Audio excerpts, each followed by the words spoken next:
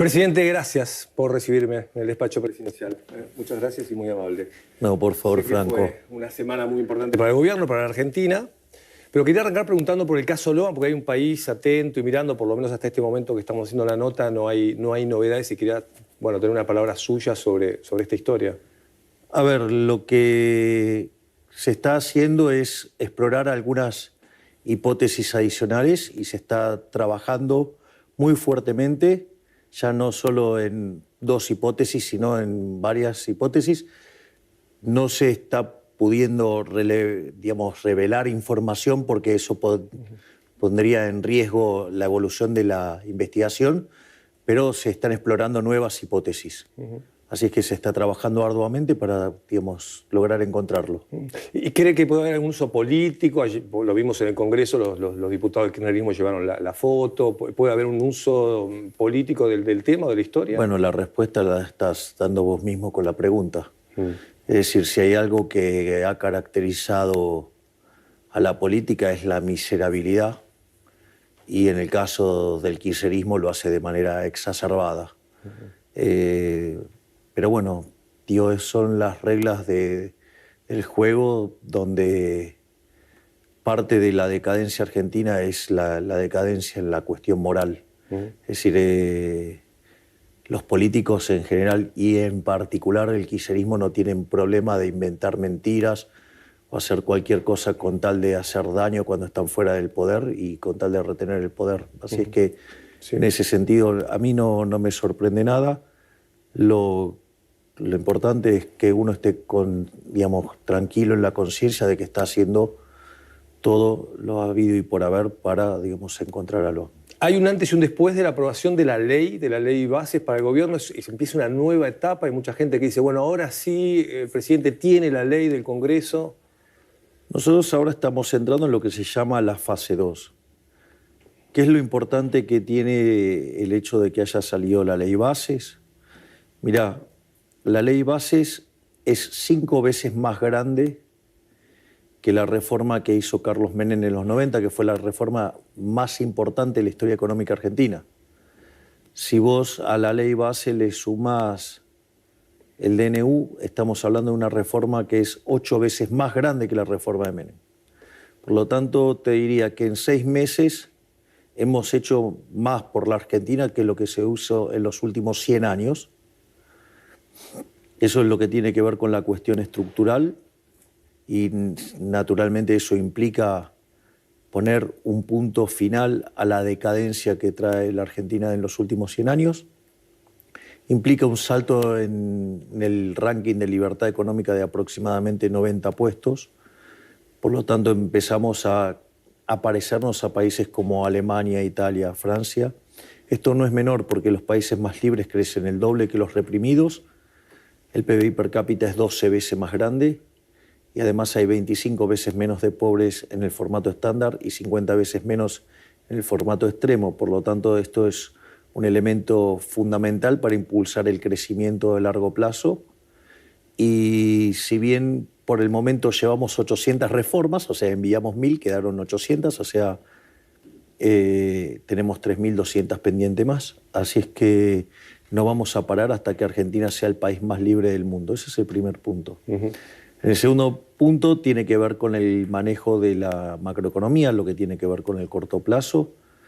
Nosotros básicamente la primera fase era la consolidación de la hipótesis del déficit cero. Lo logramos en el primer mes. Dijeron que no era sustentable, dijeron un montón de cosas. La realidad es que los números de los 5 primeros meses fueron muy positivos. Junio tiene una cuestión de estacionalidad, pero cuando vos tomes los 6 meses vamos a estar en claro superávit. De hecho, tenemos un exceso de caja que va a servir para más que pagar la carga de intereses que tenemos del mes de julio. Por lo tanto, lo que tiene que ver con la consolidación fiscal está... O sea, ¿para usted está ordenada la macroeconomía? No, la estamos ordenando. O sea, no dije que estuviera terminada la tarea. Dije que estamos logrando hitos muy importantes.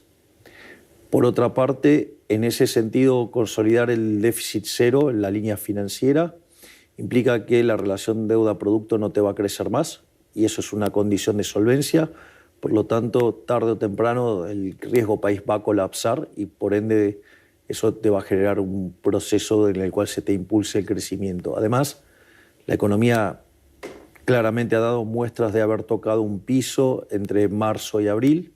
Cuando vos mirás los indicadores contra el año pasado, claramente son negativos, pero cuando vos mirás las comparaciones mes sobre mes en términos desestacionalizado, vos tenés que ya empieza a haber muchos indicadores positivos. Los índices de difusión están todos arriba del 50%, quiere decir que más de la mitad de la serie está tirando positivamente. Cuando vos tomás los indicadores líderes te están anticipando una salida, y eso vos lo podés explicar por el lado de la demanda, porque tenés una recuperación tanto en las jubilaciones como en los salarios reales. Los salarios reales, de hecho, vienen creciendo los últimos 2 meses de manera marcada. Estamos en niveles tanto en jubilaciones como en salarios reales por encima de los niveles que teníamos en noviembre del año pasado. Y al mismo tiempo tenés condiciones para que haya un rebote por un problema de dinámica de stocks. Es decir, la gente cuando vio lo que se estaba viniendo prefirió estoquearse, con lo cual sobrereaccionó en términos de producción, y eso también te pegó negativamente y ahora lo tenés que recomponer. Y por otra parte, Argentina es una economía fuertemente descapitalizada. Eso hace que todos los retornos reales de la economía sean muy altos y por ende eso favorece la inversión. Al mismo tiempo, lo otro que vos tenés es el hecho que el ajuste fiscal, que es el más grande en la historia de la humanidad, en tiempo récord, te estaría aportando 15 puntos de ahorro, y eso favorece al crecimiento económico. Y obviamente que habiendo pasado la ley bases, esto se va a repotenciar más. En la última semana hubo grandes anuncios de inversiones. Y por otra parte estamos trabajando fuertemente con el tema monetario para exterminar definitivamente la inflación. Siempre remarco la situación que heredamos, ¿no? Porque cuando vos lo tomás en términos de inflación mayorista, que es la que se adelanta, la inflación de diciembre cuando nosotros llegamos era 54%, eso anualizado te da 17.000, y la inflación, la del último mes fue del 3,5%, eso significa el 50% anual, es decir, la inflación la bajamos del 17.000 al 50%, y estamos entrando ahora en lo que sería la fase 2 del programa de estabilización, que es, bueno, terminamos con lo que es el déficit cero y eso ya está consolidado. Ahora vamos a lo que es la emisión cero. Es importante explicar lo que significa la emisión cero, porque me sorprende la torpeza y el bajo nivel, casi diría pobrísimo y hasta que asusta, la pobreza intelectual de los analistas económicos locales, porque, digamos, no sé, el error lo comete un periodista, digamos, un no profesional lo puede entender, un no profesional de la economía. Ahora, digamos, que el error lo cometan tipos hasta con doctorados en universidades muy prestigiosas, uno ya no sabe si es ignorancia o mala fe. El criterio es que la base monetaria amplia quede fija. Cuando vos tomás la base monetaria, en Argentina, la base monetaria común, lo que va del siglo XXI estuvo en torno al 9% del PBI, 10% del PBI. Hoy la base monetaria simple es de 2,8% del PBI, o sea, con lo cual sería un nivel de base monetaria propio de niveles previo a una hiperinflación. Y a eso, digamos, si vos le sumás los remunerados, estamos en torno a 6, 7 puntos del PBI. Ahora, entonces, ¿qué significa esto de la emisión cero? Que la base monetaria amplia va a quedar igual. Lo que va a cambiar en un movimiento virtuoso es que conforme aumente la demanda de dinero, ¿qué es lo que pasa? Como bajó la tasa de inflación, como bajó la tasa de interés nominal, eso hace que la gente demande más dinero. Al demandar más dinero, ¿qué pasa? Va y le pide al banco que le dé el depósito, y ahora como los billetes son más grandes, no tenés problema de tenerlos encima, por decirlo de alguna manera. En ese contexto donde te aumenta la demanda de dinero, el banco se da vuelta y le exige al Banco Central que le pague el remunerado. Entonces, ¿vos qué es lo que ves? Conforme aumenta la base monetaria en su formato tradicional, van cayendo los pasivos remunerados y la base monetaria amplia queda constante. ¿Cuándo termina ese proceso virtuoso? Cuando la base monetaria, en el sentido tradicional, coincide con la base monetaria amplia, es decir, terminaste de eliminar todos los pasivos remunerados. Después hay otra cuestión más que tiene que ver con la marcha de la inflación. La verdadera marcha de la inflación es, vos hoy tenés una tasa de devaluación mes por mes del 2%. Sí. Algunos piden que sea mayor. Bueno, digamos, o sea, que pidan lo que quieran, digamos, o sea, son los mismos que vienen pifiando hace 6 meses todo. Así que la verdad que lo que digan, a mí ya me tienen absolutamente sin cuidado. No va a cambiar ese número del 2%. No, yo no voy a cambiar las cosas, y menos voy a cambiar las cosas por tipos que vienen pifiándoles hace 6 meses todo el tiempo. Entonces, pero perdón, presidente, si cambia el contexto internacional, por ejemplo, Brasil devaluó 10% su moneda. El problema de la moneda de Brasil es un problema de la moneda de Brasil, no es un problema nuestro. Digo, si es por eso, nosotros fuimos los grandes devaluadores del siglo XX y eso no nos hizo más competitivos. No. Así que con lo cual, digamos, o sea, hablar de competitividad y tratar de, digamos, tocar el tipo de cambio nominal, cuando vos no tenés un problema con la emisión monetaria, demuestra que están bastante flojitos de papeles. Pero no importa, quiero seguir con esto. Entonces, por ejemplo, hoy nosotros en la núcleo o en mayorista la inflación es 3,5 y la pauta de evaluación es 2, con lo cual lo que hay que achicar es 1,5 puntos de inflación. Una vez que nosotros lleguemos a 2% de inflación mensual, vamos a ir a 1 y después básicamente vamos a ir a 0. Una vez que llega a 0 tenemos que ver si tenemos que emitir por el tema... ¿Por qué se daría ese proceso de que llegás al 2%, después llegas a 1 y después...? Porque, digamos, la cantidad de dinero no está modificándose. Entonces, en la medida que vos limpies todos los rezagos de la política monetaria, la tasa de inflación va a desaparecer. ¿Eso es para el 2025? No. Digo, eso va a depender de las decisiones de los individuos. Eso es lo que pasa.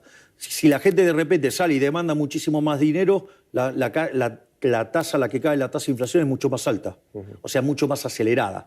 Entonces, en ese contexto, cuando vos llegues a 0, ahí no tenés más el tema de la tasa de evaluación. Entonces, ahí tenemos que elegir si vamos a dejar el tipo de cambio flexible o fijarlo, y eso lo vamos a determinar en función de cuánto quedó de base monetaria en términos de PBI, para saber que no hemos exagerado el ajuste monetario, por decirlo de alguna manera. En esa situación, si también tenemos resuelto el problema de los puts, automáticamente están dadas las condiciones para abrir el cepo. Es decir, con lo cual estos son los 3 elementos que vos tenés que estar mirando para también terminar con el fin del cepo. 2011 tenemos el cepo, porque digo, les toca a ustedes también gestionar un agotamiento de la gente con respecto a la inflación, o sea, convivimos con casi 17 años de inflación los argentinos y con un cepo que está desde el 2011, ¿no? Es decir, hay una ansiedad de que se resuelva. Yo entiendo los problemas de la ansiedad, digamos. Ahora yo tengo una pregunta.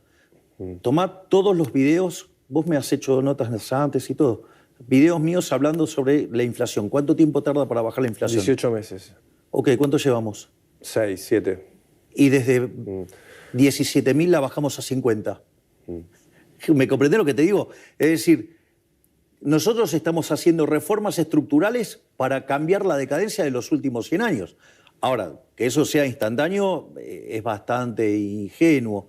Es decir, de vuelta, pero yo puedo entender la ansiedad de la gente, puedo entender la ansiedad en aquellos que no están entrenados en economía. Sí. Me resulta raro. Los economistas, claro. Los economistas. Sí.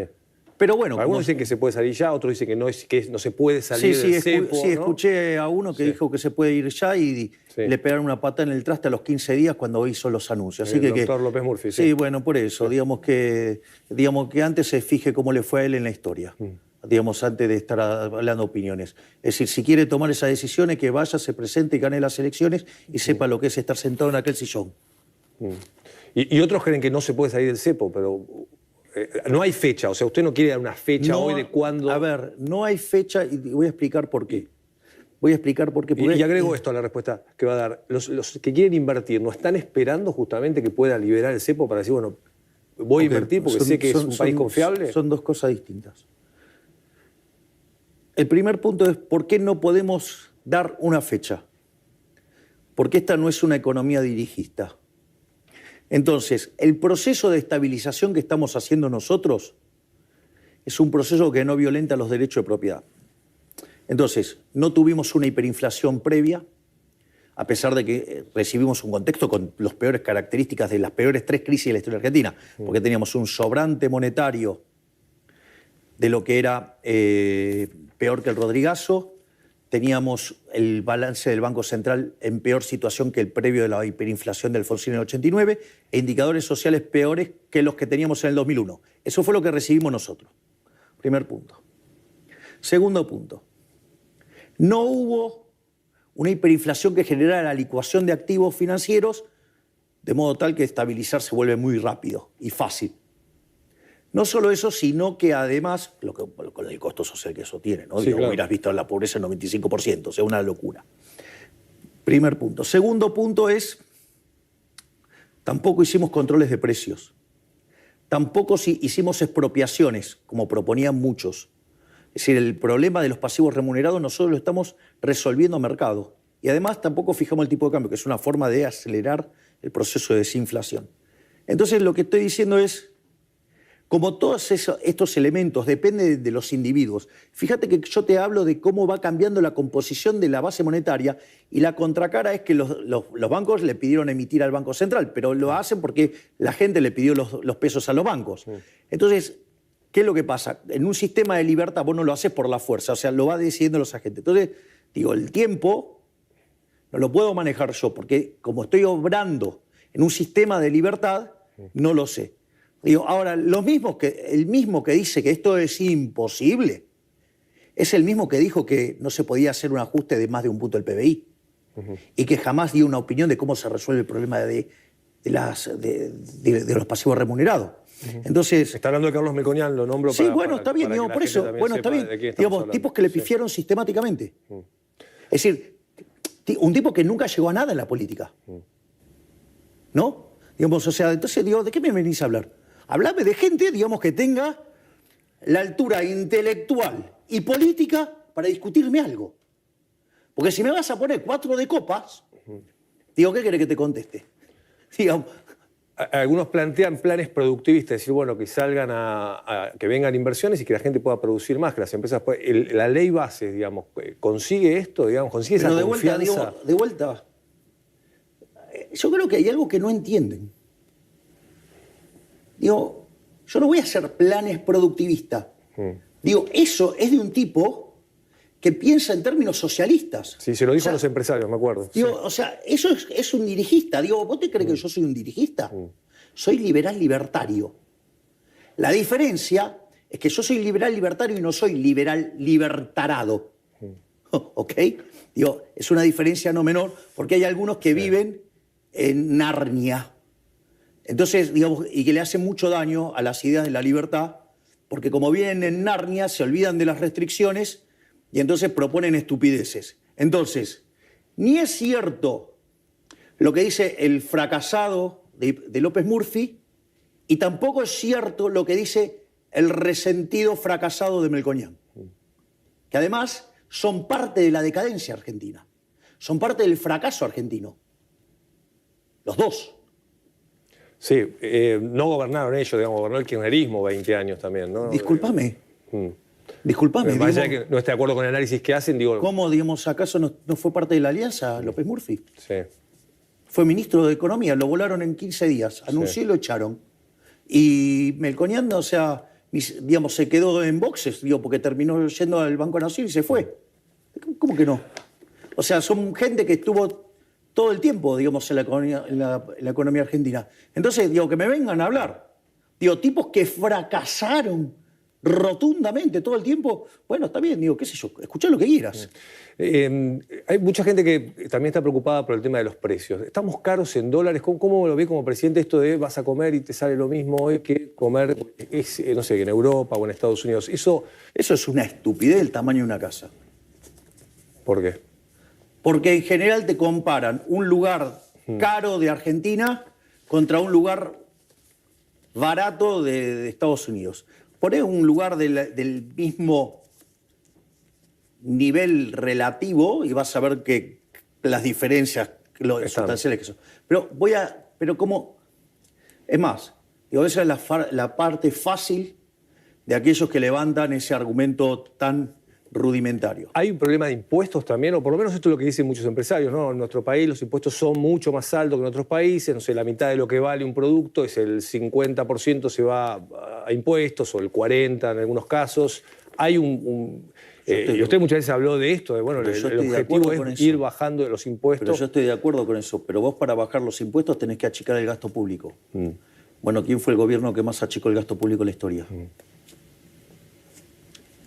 ¿Va a haber más motosierra? No tengas duda. Es más, el gasto público no va a subir. Esto quiere decir que en la medida que la economía crezca, el gasto público en términos de PBI va a caer y como vas a tener más recaudación, esa recaudación se la vamos a devolver a los argentinos con baja de impuestos. Es decir, justamente de eso va el programa. Hay muchos lugares hoy en el Estado donde hay que aplicar motosierra porque son gastos que no sirven, no funcionan. En todo lugar donde encontramos un elemento para cortar el gasto público lo hacemos. Y en eso no hay duda. Hay quienes critican que hay funciones del Estado muy relevantes, entonces no van a existir. De hecho, bueno, lo usaron con el caso Logan, decir, bueno, el gobierno no está financiando organizaciones que están detrás de la trata. Yo te hago una pregunta. La seguridad, igual que la educación, igual que la salud, ¿vos vivís en un país federal o en un país unitario? No, es un país federal, sí, entiendo la cuestión que son las provincias. Entonces, el problema, digamos, de lo que pasó, ¿es un problema original del Estado Nacional o de una provincia?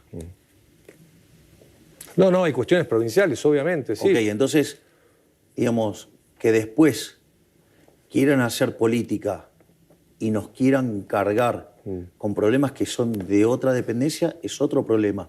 Es decir, ahora, Dios, si querés, digamos, te digo cómo hacerte trampa jugando el solitario. Pero es mentira, ¿ok? Es trampa. O sea, entonces, primer punto, la seguridad, la salud y la educación en un país federal depende de las provincias. Punto 1. Punto 2. Cuando se nos llamó, la doctora Bullrich fue y brindó asistencia. Y brindó asistencia hasta donde la dejaron. Porque no es que permitieron que las fuerzas federales participaran activamente del proceso. Aún así, en ningún momento se le quitó el hombro. Y cuando, para sacarse el problema de encima, se sube el problema a nivel federal, digamos, se va y se enfrenta. O sea, entonces hoy no se trabaja con una hipótesis o dos hipótesis, sino que se amplió el número de hipótesis y se está trabajando en todas. Y se está haciendo un esfuerzo por encontrar a Logan a lo que dé. Ahora, pero de ahí, digamos, a creer que el problema es, digamos, por la política que estamos llevando nosotros, digo, parece bastante, aparte, digo, es bastante, digo, no solo mentiroso y miserable políticamente, sino que además, si hay algo que funciona en este gobierno, son los mandatos que nos pidió la sociedad. La sociedad nos pidió que bajáramos la inflación, 17.000 a 50, y nos pidió que pusiéramos la calle en orden. Y ahora la calle está en orden, porque el que las hace las paga. Hablando de que las hace las paga, se viene un proyecto de ley de baja de imputabilidad a 13 años. Sí. Eso es una decisión... Delito de adulto, pena de adulto. Esto va al Congreso, obvio, le va a tirar al Congreso, pero el gobierno está convencido que es por ahí. Obviamente. Delito de adulto, pena de adulto. El que las hace las paga. A partir de los 13 años, en este caso. Si tiene conciencia para cometer un delito de adulto, ¿por qué no va a pagar como adulto? Después tendrás los mecanismos de contención propios para la edad, pero delito de adulto, pena de adulto. ¿Puede resolver eso? Cuestiones que hoy hay, sobre todo en el conurbano, en la provincia de Buenos Aires, tiene un gran problema de inseguridad, de delito, de delincuencia muy fuerte. La gente responde a los incentivos. Si vos le haces menos rentable el delito, delinquen menos. Y en eso estamos nosotros trabajando muy activamente. Y está funcionando. Si no, mirá el impacto que fue que fuéramos a Rosario y dar asistencia. Cayeron los delitos en cerca de un 70%. Mirá cómo funciona. Lo que pasa es que vos necesitas capacidad y voluntad política. Y eso nosotros estamos comprometidos en terminar con la inseguridad. Dijo recién que las hace, las paga y lo llevo al capítulo justicia, porque hay una sensación, me parece a mí, es una opinión por supuesto, de muchos argentinos, es decir, es un país donde cuesta que los que cometen delitos de corrupción vayan a la cárcel. Primera pregunta respecto al tema judicial. El kirchnerismo hizo todo, ¿no? Hay, no sé, fútbol para todos que está ahora, sueños compartidos, Lázaro, los bolsos de López. O sea, hay un historial de corrupción fenomenal. Sin embargo, la justicia federal tiene unos tiempos... Y entonces quiero preguntarle, digo, presidente, ¿está en el objetivo de esta gestión trabajar en lo que es la justicia federal? Te hago una pregunta, digamos, vamos por partes. La respuesta tiene dos partes.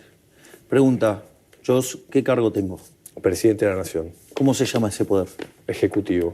¿Y cómo funciona la República? No, son poderes independientes, pero... Ah, ok, listo. Entonces le digo, primero acomodémoslos tanto. Son poderes independientes y no tengo por qué meterme en la justicia. Porque si me metiera la mano en la justicia, dirían que soy un totalitario, que soy un antidemocrático, dirían un montón de estupideces, todas falsas. Digo que tengo que soportar a diario. Digo, con lo cual, primer punto, acomodémoslos tanto, o sea, poderes independientes. He bregado sistemáticamente por una justicia independiente. Que vamos a aportar elementos para que se pueda hacer una reforma y que sea consensuada por el Poder Judicial para hacerlo más eficiente y que la justicia, no solo que sea justa, sino que llegue en tiempo y forma, lo vamos a hacer. Pero lo que quiero que sepas es... Entonces, ¿es la Corte Suprema la que debiera mejorar la calidad de justicia que tenemos en la Argentina? Digamos, no es solamente una cuestión de la Corte Suprema, pero hay proyectos enviados o trabajados desde la Corte Suprema para que el sistema funcione mejor y nosotros estamos dispuestos a darle todo el apoyo que sea necesario porque creemos que la República solamente funciona si hay justicia. ¿Está convencido con enviar el pliego del juez Lijo para la Corte Suprema? Sí. ¿No lo va a modificar? ¿Va a enviarlo? No, las presiones mediáticas me tienen sin cuidado. ¿Y las políticas? Porque también algunos señalan que desde el PRO podrían no acompañar... Bueno, está bien, digamos, sí, digan lo que quieran. Digamos, de todos tienen algo para decir. Digamos, la experiencia que tiene el hijo en el tema de la justicia, digamos, o sea, digo, de vuelta, hay gente a favor, hay gente en contra, todo el mundo, digamos, es una sociedad que está dividida y todo genera materia de debate. Y en materia judicial y corrupción, ¿cómo lo lleva en el gobierno? ¿Siente que puede tener situaciones de funcionarios, ministros, secretarios o personas que usted haya puesto en el cargo y que puedan cometer delitos? Vamos por partes. ¿En qué vivieron denunciando a los gerentes de la pobreza? ¿Quiénes le hicieron la causa a los gerentes de la pobreza? Sí, no, es la primera vez que pasa, sí. Ah, ok. Entonces, digamos, no hay gobierno que haya luchado contra la corrupción como lo estamos haciendo nosotros. Y encima nos metimos con esos que se dedican a hacer negocios sucios utilizando a los más vulnerables como escudo. Punto uno. Punto dos. Cada vez que hubo una sospecha / sombra de corrupción sobre algún miembro del gobierno, fue eyectado absolutamente. Es decir, yo, digamos, encuentro a alguien con la mano en la lata, no tengo ningún problema de ponerle un cañonazo en la cabeza. Digo, el que las hace las paga. Digo, casi que sería un esquema persa. ¿No? Digamos, esquema persa. Y sí, te agarro robando, te corto la mano. Directamente. O sea, que quiere terminar la gestión y que no haya denuncias sobre funcionarios, o por lo menos... Las denuncias pueden existir. Sí, pero que no van a permanecer, no va a cubrir a ningún funcionario... No voy a cubrir a ninguno. Le pongo un torpedo en la cabeza al que sea, me importa nada. Mi compromiso es con los argentinos. Yo tomé un compromiso con los argentinos. O sea, yo soy un outsider. Y yo, digamos, no me siento parte de la política. Me siento parte de los argentinos. Y voy a hacer lo que los argentinos me pidieron. Obviamente que hay cosas que estaban, digamos, primero en el ranking, era la inflación y la inseguridad. somos tan exitosos en el combate contra la inflación y en el combate contra la inseguridad, a pesar de todas las cosas que nos dijeron que era imposible, ¿sabes cuánto? Sí, es imposible hasta que lo hace alguien. Sí, hay cosas que cambiaron. Claramente, digo, los acampe de la 9 de julio no están más, que parecía que no podías hacer nada porque si no era un problema, eso cambió. Bueno, digamos, cuando Macri quiso pasar la reforma previsional, le tiraron 14 toneladas de piedra. Ahora quisieron hacer lo mismo y hacer un golpe. No pudieron. ¿Para usted quisieron hacer un golpe? No, ¿o tenés alguna duda? Frenar la ascensión, por lo menos. Bueno, digo, en principio eso. Me abrí un montón de preguntas, porque estamos hablando del tema justicia y demás. Entonces quiere decir que tengo respuestas interesantes. Sí, muchísimas preguntas. Una de ellas es el tema de las privatizaciones. Te voy a contar una de Bernardo Neustadt, que era un entrevistador brillante. Siempre decía a Bernardo Neustadt que la próxima respuesta te la canta el entrevistado. Sí, clarísimo. Pero le quiero preguntar por el tema de privatizaciones, porque en la Argentina de los 90 las privatizaciones solucionaron muchos problemas, pero también hubo cuestionamientos a cómo se hicieron y demás. Fue obviamente un cambio... Porque seguro hubiera sido mejor dejarlas en el Estado generando pérdida. No, obviamente, aparte solamente ver lo que pasó con los teléfonos, ¿no? Con lo que era Entel en ese momento. Todo lo que fue privatizado mejoró. Por eso, infinitamente. Y podemos hablar ahora de tiempos de las privatizaciones. ¿Hay gente interesada ya en las empresas que se quieren privatizar? Hay elementos que sí hemos tenido manifestaciones interesantes para... ¿Se puede contar, por ejemplo, o no? Hay cosas que tienen un peso confidencial, digamos, pero digamos... Está claro que tengo vínculos con los más grandes del mundo, ¿no? De hecho, estuve reunido con los empresarios más importantes del mundo. ¿Van a invertir? Obviamente que van a invertir, porque Argentina es un gran caso de negocio. ¿Y los empresarios locales? Pues alguno por ahí se puso celoso también con esto de que vengan inversiones de afuera y dicen, bueno, ¿cuál es el problema? Si hay lugar para todos. Si Argentina no es un país que está, digamos, en el límite del desarrollo, tenés un montón de cosas por hacer. O sea, pueden hacer los locales, los internacionales, hay lugar para todo. ¿Por qué? ¿Cuál es el problema? ¿Y hay fecha para las privatizaciones? También hay tiempos políticos, o sea, de vuelta. O sea, es un sistema democrático. Me voy moviendo acorde a las restricciones que me pone el sistema político. ¿La política siente que le pone piedras para el crecimiento económico? Para... bueno, ¿qué te parece? Tuvieron 6 meses para aprobarnos la ley bases. Igual es un logro enorme, porque con 7 senadores y 38 diputados... Muchos creen que no iban a poder, ¿no? Haber logrado hacer la reforma estructural más grande de la historia argentina, algún mérito debe tener. Sí, cuando ganó las elecciones había dudas de eso, ¿no? De si la gestión de Milei iba a poder convencer a la política para sacar una ley. Pero ya en 6 meses hicimos más que lo que se hizo en 100 años de la historia argentina. Mirá cómo la gente pierde el orden de magnitud de lo que uno hace. Tal cual. ¿Cómo está la relación con los gobernadores a partir de que ahora se aprobó la ley? ¿Mejora? Hay una convocatoria para el 9 de julio. ¿Hay pacto el 9 de julio? Sí, digamos en la vigilia del 8 hacia el 9, que vamos a firmar el pacto de mayo. Y obviamente que la relación con los gobernadores, digamos, ellos fueron asimilando lo que nosotros estábamos proponiendo, se dieron cuenta que era el resultado de una Argentina mejor para todos y acompañaron. Y yo agradezco fuertemente a todos los que acompañaron en todo este proceso.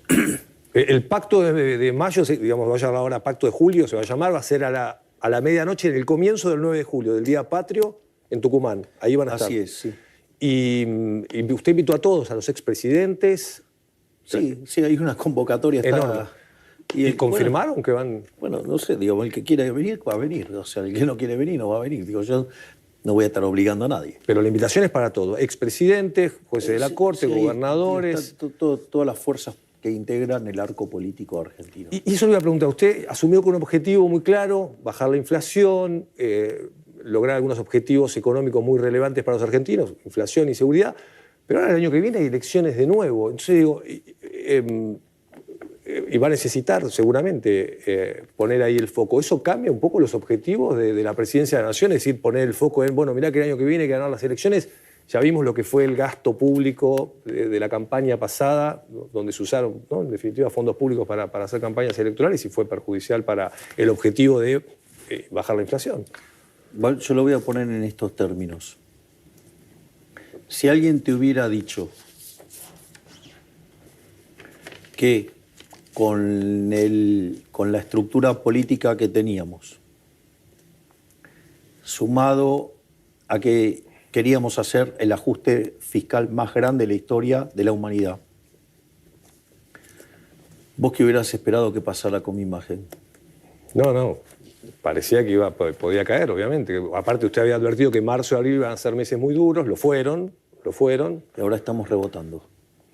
Pero, ¿qué es lo que quiero decir? Y sin embargo, mi imagen no cayó. Y hoy tenemos niveles de imagen, tanto en lo que tiene que ver con mi persona, como con la gestión, en máximos, en niveles máximos. Entonces, ¿sabes cuál es la diferencia, Franco? Que yo esto me lo tomo como un trabajo. A mí los argentinos me dieron una misión. O sea, mi job description dice que yo tengo que bajar la inflación y terminar con la inseguridad. Y yo lo voy a hacer. Lo voy a hacer. O sea, lo voy a hacer y lo estoy haciendo. Por eso los índices de aprobación van aumentando.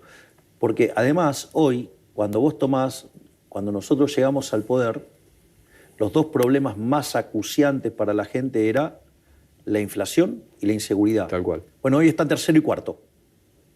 ¿Y por qué te crees que cayeron? Porque justamente la gente empieza a ver las soluciones. Hoy los problemas tienen que ver con la corrupción y ahí, digamos, la tarea que está llevando a cabo la ministra Petovelo es titánica.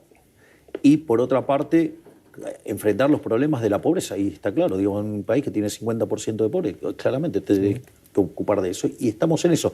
Porque de eso, ¿sabes cómo se sale? Con crecimiento. Y las cosas que estamos generando nosotros es para generar crecimiento económico. Por lo tanto, digo, lo que pasa es que las cosas no son instantáneas. O sea, venimos a arreglar 100 años de decadencia.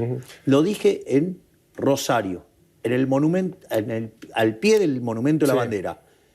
Quiero que se recuerde este año como el año en el cual Argentina encontró el punto de inflexión donde terminó su decadencia y empieza ahora la época de una Argentina gloriosa que va a ser grande nuevamente. Incluso hay cambios en los aliados internacionales, ¿no? De ser amigos o de Maduro, ¿no? De Venezuela o de Irán. ¿No te parece un tema no menor haber salido de ser amigo de los autócratas para ser amigos de las democracias liberales? Sí, no. Un cambio fenomenal. ¿O te crees que es un chiste que te inviten a estar sentado en la mesa del G7?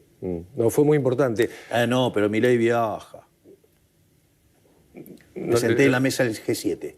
¿Le molestan las críticas de que viaja mucho? Mira, yo te voy a decir algo.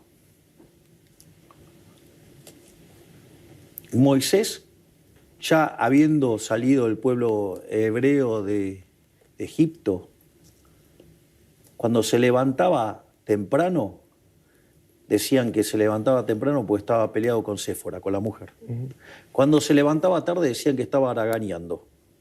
Cuando se levantaba en punto decía que se levantaba en punto porque no tenía nada que hacer. Lo que digo es, si lo criticaban a Moisés, a mí me puede decir de todo y está perfecto. Lo que digo es, mirá que digamos, muchos hablan, pero jamás tuvieron la posibilidad de estar sentado en esa silla.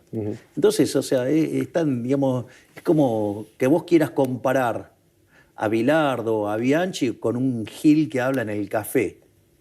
¿Va a viajar ahora a los Juegos Olímpicos, por ejemplo? Tengo entendido que hay una invitación del presidente Macron. Sí, pero tengo entendido que hay unos temas por los cuales, digamos, nos sugirieron suspender el viaje. No está confirmado entonces. O ya no. No, la idea era ir, digamos, porque aparte habíamos arreglado con Macron que íbamos a ir a ver al Olympique de Marsella, que es el equipo del cual él es hincha, pero estamos, digamos, nos sugirieron, digamos, al menos poner en stand-by la cosa. Y le pregunto por la relación con Estados Unidos, porque el debate fue muy intenso entre Biden y Trump. ¿A los argentinos les conviene que gane un demócrata o un republicano? ¿Cambia eso para la Argentina, más allá de las preferencias del presidente?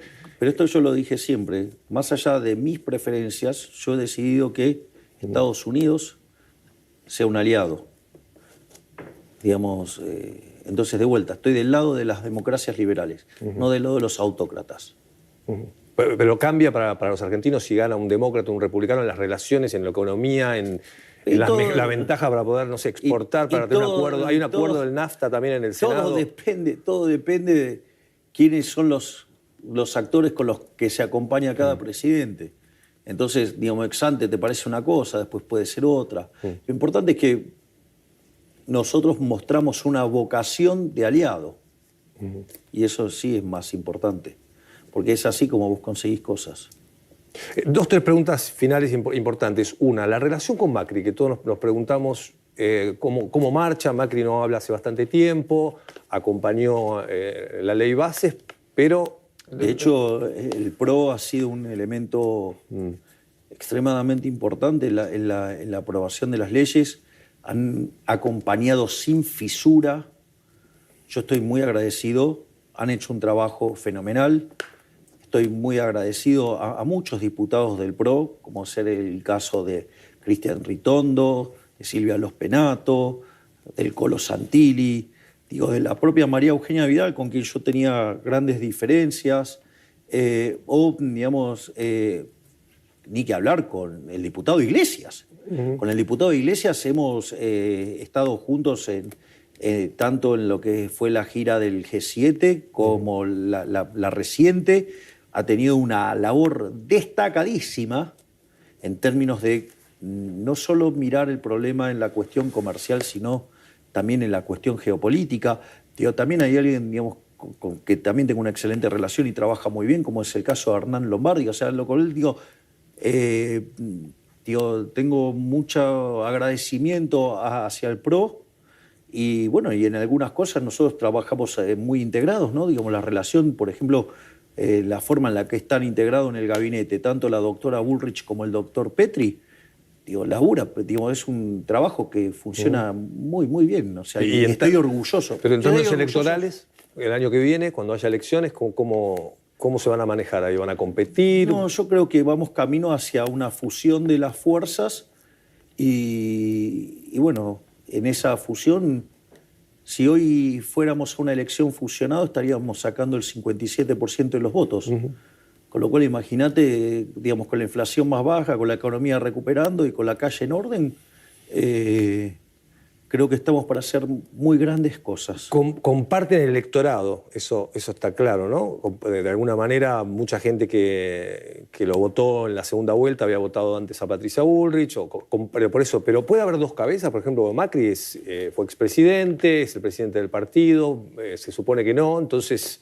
pero, digamos, o sea... ¿Cómo manejar eso, no? Yo no tengo conflictos con Macri. Además, o sea, no tenemos Si hay algo con lo que, digamos, nosotros con Macri nos entendemos muy bien, es que no tenemos una visión ególatra de las cosas. Entonces, en ese sentido, digamos, nosotros trabajamos sin problemas. O sea, yo no veo un problema.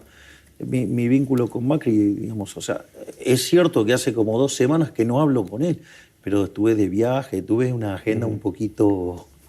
No solo no hablé con Macri. No, intensa, obviamente. Pero aviso, ¿no? Porque no es que yo solo no hablé con él. Pero usted está dispuesto como presidente a hacer acuerdos con el PRO para, por ejemplo, hacer... Pero de hecho nosotros tenemos, digamos, de vuelta. ¿Quién es mi ministra de Seguridad? Sí, Patricia Bullrich. Ok, ¿de dónde es? Es del PRO. Y te hago una pregunta. Pero muchos dicen que lo hizo a título personal y no como parte del PRO, ¿no? Pero... ¿Vos negarías que Patricia es parte del PRO? No, claramente. Y la pregunta es, ¿y quién era el vice de Patricia? El secretario de Seguridad, el que renunció. No, el vicepresidente de la fórmula con Patricia. Ah, con Patricia Bullrich, sí, Luis Petri, sí, el ministro. El ministro de Seguridad, sí. O sea, de Defensa. O sea, sí. ¿Y vos ves que no estemos integrados? No, claramente. Bueno, entonces, ¿cuál es el problema? Digo, esto es mucho más simple y lineal que lo que necesitan los medios, que ese es otro problema. ¿Sabes cuál es el problema de los medios? Digo, vos lo debés saber. O sea, hay una cantidad de contenido que hay que llenar. Entonces, digamos, igual pasan muchas cosas en la Argentina, presidente. No se crea que nos cuesta tanto llenar el programa. Bueno, estaría bueno, digamos, de llenarlos con verdad y no con mentiras. No, eso está claro. Bueno, bueno, hay gente que lo llena con mentiras. Sí, pero ¿qué mentiras? O sea, en realidad, la pregunta es puntual. Si van a ir juntos el año que viene... No, digo, la cantidad de peleas que han inventado de todo tipo. Sí. Me he encontrado con cosas verdaderamente desopilantes, pero nada, entiendo que es parte del trabajo. Le pregunto por los ministros. ¿En algún momento dijo que iba a haber algún cambio más de ministro? Sé que va a entrar Sturzenegger, no sé si usted lo puede confirmar, ¿está confirmado? Sí, ¿Qué ministerio va a tener? Federico no le pusimos todavía nombre, o sea, estuvimos el día jueves almorzando con Federico, al final estuvimos 3 horas. 2 horas hablamos de sus funciones y 1 hora estuvimos discutiendo teoría económica, las contribuciones que estamos elaborando y trabajando con Demian Reidel. Y lo interesante es que, digamos, él lo que se va a dedicar es todos los temas de desregulación, de liberar mercados, o sea, digo, de todo lo que tiene que ver en hacer una economía más libre. Tiene que ver con una agenda. Es como si vos quisieras, o sea, vos tenés como que es la agenda del largo plazo. O sea, son todas reformas estructurales de largo plazo. ¿Y lo va a asumir la semana que viene? ¿O? La idea es tomarle juramento la semana que viene, y una vez que le tomamos juramento, digo, dentro de todas las leyes que estamos mandando, vamos a estar mandando la ley de hojarascas, donde básicamente son la eliminación de 100 leyes que implica más de 100 reformas estructurales. Pero, así que estamos avanzando. ¿Eso va al Congreso o la eliminación de 100 leyes? O... No, va al Congreso. Son cosas que las tenés que sacar por el Congreso. ¿Las sacás bien? No, las que están a tiro de DNU, olvídate. Va a DNU. Van a DNU. Clarísimo. O sea, digo, todo lo que tengo a la mano, olvídate. Eso lo hago todo. Ahora tiene facultades delegadas. Bueno, por eso, las cosas que puedo hacer a tiro de mi mano, lo hago. Clarísimo. Y pregunto finalmente, ¿otro ministro que cambie? No, lo que quiero que quede claro es que mi objetivo es que Argentina se convierta en el país más libre del planeta. Sí. Porque eso es lo que va a traer prosperidad. Sí. 2 preguntas finales. ¿Ministros, hay otro cambio o no? No. ¿Está conforme con todo el equipo? Estoy feliz con mi equipo. No hay cambios entonces. No. Y, de vuelta, si querés puedes creerle a los que mienten en los medios. No, estoy hablando con el presidente, me dice que no va a haber más cambios. Bueno, está bien, digo, pero sí, pero lo digo 10 veces y entonces, entonces es que sí. Bueno, dale. Por eso es muy divertido. El Ministerio de Capital Humano sigue con todas las funciones, no hay ahí tampoco desguace. ¿Vos bajarías la bandera de luchar contra la corrupción? No, claramente. Bueno, yo tampoco, con lo cual, digamos, no la vas a poder tocar ni a palos a Teo Velo. Por más que todas las mangas de corruptos quieran que se vaya. Y por último, presidente, decirle, no hablamos nada de la oposición. ¿Usted cree que hay hoy un líder de la oposición o imagina enfrentándose el año que viene con algún liderazgo de la oposición? No es mi estilo de mirar la política. No. A mí me dieron un mandato, yo me ocupo de resolver el mandato. ¿No está pensando quién está del otro lado? Eso no es un problema mío, es un problema de los otros. Digo, vos vas a jugar un partido de fútbol, ¿qué te importa quién juega del otro lado? Vos tenés que ir y jugar y ganar. Ahora, por ejemplo, el día del pacto hay algunos gobernadores que no van a querer ir. Kicillof, por ejemplo, el de La Rioja, Quintero tampoco. Bueno, el problema de ellos, digamos, ok, se quedarán. Bueno, es porque, digamos, dejarán de manifiesto que son parte de la Argentina que atrasa, de la Argentina del fracaso. Digo, son personas profundamente atadas al fracaso de Argentina. Digo, con lo cual, digo, esperemos que puedan cambiar y cambiar la visión y volverse parte de la solución y dejar de ser parte del problema. ¿Tiene muchas diferencias con Kicillof? Absoluta. ¿Y coincidencias ninguna? Sí, que somos argentinos.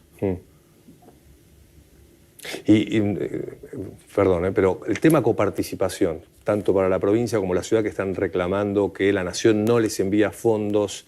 Nosotros repartimos los fondos acorde a la ley. ¿Cambia ahora, por ejemplo, Bueno, pero el problema de la coparticipación... Eso, exacto. Necesitas, ¿sabes desde cuándo no se hace la reforma de la ley de coparticipación? ¿De cuándo? Desde el año 94. Así que no es un problema nuevo. Ahora, para hacerla, o tenés consenso total o necesitas un cambio de constitución. No creo que ni haya consenso del 100%, y tampoco es el momento para abordar un tema de la Constitución. O sea, eso no se digamos, al menos a mí no me parece que sean las condiciones para hacer algo así. Para Kicillof es una tragedia lo que se vive en la Argentina. La palabra que usó fue tragedia humana, la aprobación de la ley bases y lo que se está viviendo en la Argentina. Sí, digamos, y cómo define él, digamos, haber hecho el estropicio que hizo con el Club de París, el estropicio que hizo con YPF, y cómo arruinó cada cosa que tocó él. Entonces es un problema, digamos, de cómo define él las cosas. Es decir, quizás para él, digamos, enamorado del modelo soviético que se cayó y aplastó a los zurdos, para él eso es lo bueno y lo malo es ser libre. Tendría que, si él hubiera leído un poquitito a Mises, Mises decía que uno de los grandes problemas que tenían los socialistas era que cuando gobernaban, no gobernara un amigo de él. Es decir, lo que pasa es que como él se siente en el poder, entonces le gusta el socialismo. Tendríamos que ver, Diego, qué opinaría si estuviera él en Cuba y del lado no del oficialismo. Y los gobernadores tienen que hacer el ajuste porque La Rioja empezó a emitir cuasimonedas, está pagando salarios con una moneda que inventó el gobernador. Entonces, digo, si esa historia se repite, se puede repetir en otras provincias de gente que puede... Será un elemento adicional que pruebe que tengo razón en temas monetarios yo. O sea, si no, vos no podés imprimir la riqueza. Si vos no tenés recursos, en el fondo le estás tirando papelitos por lo que sí quiero que quede claro, es que de ninguna manera yo voy a rescatar esas cuasimonedas. Con lo cual que se hagan cargo de rescatarla el que las emita. Y bueno, entonces si pierden valor, le están haciendo el ajuste de una manera. El problema es que no quieren decirle la verdad a la gente. O sea, se siguen haciendo trampas jugando al solitario. Bueno, yo, digamos, quiero representar una Argentina que decidió ponerse los pantalones largos y deja de comportarse como, digamos, una persona inmadura. Gracias por el tiempo, presidente. Última reflexión para un... Primero, ¿está bien de salud? ¿Tiene tiempo para hacer deporte? Claro, para cuidarse. Bueno, pero son 7 meses de gestión y... Bueno, achiqué 10 agujeros del cinturón, así que... ¿Pero tiene tiempo para lo personal, para tener una vida sana o es imposible siendo presidente? ¿Sabe que es un desgaste de 4 años? Por el momento, todavía no encontré un sustituto a trabajar de 6 a 23. O sea, no hay tiempo entonces ni para... Al menos no por ahora. Por último, una reflexión o un mensaje para los argentinos que dicen, ¿y cuándo arranca a sentir que el bolsillo alcanza? Que no sé, los jubilados, por ejemplo, que no hablamos nada, y es un tema muy relevante, que sienten que son siempre los ajustados de la Argentina. Sí, claro, digamos, lo han ajustado sistemáticamente a lo largo de toda la historia porque los estafaron. Y hoy también, digamos, te estafaron a vos y a mí el día que la señora Cristina Fernández de Kirchner, digamos, con el señor Vudú, digamos, nacionalizaron las AFJP. Y también te estafaron el día que jubilaron personas sin aportes. O sea, y durante el gobierno de Alberto Fernández, las jubilaciones las destrozaron, en términos reales. Hoy las jubilaciones están 4% arriba de noviembre. Y además les están ganando la inflación porque, digamos, porque como vienen ajustando las jubilaciones acorde a la inflación de los últimos 2 meses y como la inflación viene a la baja, en términos reales las jubilaciones están subiendo. En los últimos 2 meses los salarios reales subieron también. Es más, el salario real del sector privado no cayó. O sea, y ahora está subiendo. Entonces... Pero el mensaje es paciencia, esperar unos meses más, que se sienta... Digo, no hay magia. No hay magia. A mí me encantaría que fuera instantáneo, pero eso vale en el papel. Eso no, en la vida real no funciona así. La vida real demanda tiempo. El proceso de crecimiento es un proceso de largo plazo. El intento de los últimos 100 años de simplificar ese proceso ha hecho que de ser de los países más ricos del mundo hoy seamos 140. Digo, ¿querés seguir repitiendo esa receta? Digo, vamos a ser cada día más pobres. Prometió ser Irlanda, usted dijo, en los próximos años. Quiero ser mejor que Irlanda. Pero eso, digamos, Irlanda es el país más miserable de Europa. A tener un PBI per cápita 50% mayor que el de Estados Unidos, en el medio pasaron 35 años. La buena noticia es que cuando vos iniciás los procesos de convergencia, 2/3 de esa mejora ocurre en el primer tercio de tiempo. Es decir, que de acá a 10 años vos ves una mejora fenomenal. Y eso es en lo que estamos trabajando. Gracias por la entrevista, ojalá lo veamos. Gracias por la entrevista. No tengas duda que si seguimos abrazando la idea de la libertad, lo vamos a ver. Gracias, presidente. Gracias, Franco.